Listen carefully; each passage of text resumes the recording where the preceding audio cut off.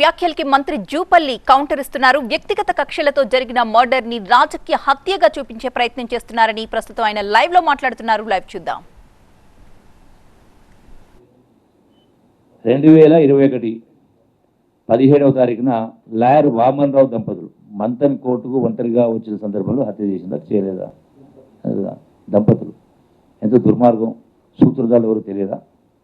అట్లనే 2014 తలారి సత్యం ఆర్మూర్ నుంచి పోటీ చేసిండు. ఆయన ఆర్మూర్ నుంచి టీఆర్ తరఫున పోటీ చేసిన జీవన్ రెడ్డి గెలిచిండు.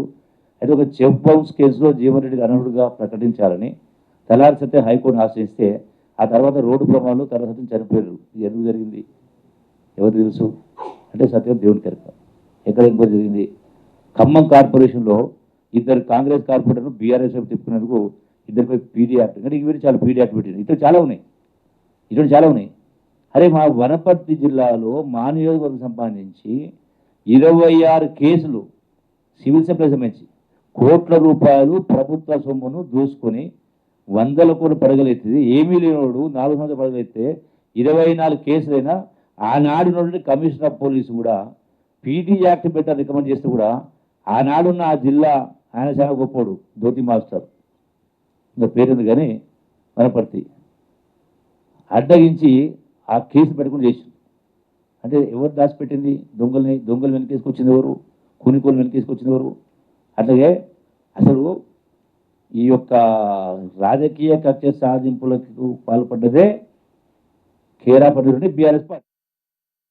వాళ్ళ గ్రామ కూడలు అంటే మెయిన్ రోడ్ పైన క్రాస్ రోడ్ ఉంటుంది, అక్కడ వదిలేసి వాపసు వెళ్ళిపోయాడు. సో దాని తర్వాత ఈ బావమర్ది ఎవరైతే చంపిండో నరేష్ యొక్క బాధితులు కలిసి అతన్ని హత్య గావించాడు. వాళ్ళ ముగ్గురు రిమాండ్ చేశారు జరిగింది. దీనికి సంబంధించిన పూర్వపరాలు, ఇది వాస్తవం. అసలు ఆల్రెడీ రిమాండ్ చేశారు. ఎవరు వీళ్ళంతా ఉన్నది? మేము తీసుకురావాలి కొత్త అధికారులని. మీరు అధికారం ఉన్నటువంటి ఎస్ఐలు వాళ్ళే, సిఐలు వాళ్ళే, డిఎస్పీలు వాళ్ళే, ఎస్పీలు వాళ్ళే, ఆ రోజు వాళ్ళు ఈ రోజు వాళ్ళే ఉన్నారు. అంటే ఇటువంటి నిందారోపణలు చేసి హత్యను రాజకీయ వాడుకోవడం అనేది కేటీఆర్ స్థాయికి తగింది కాదు.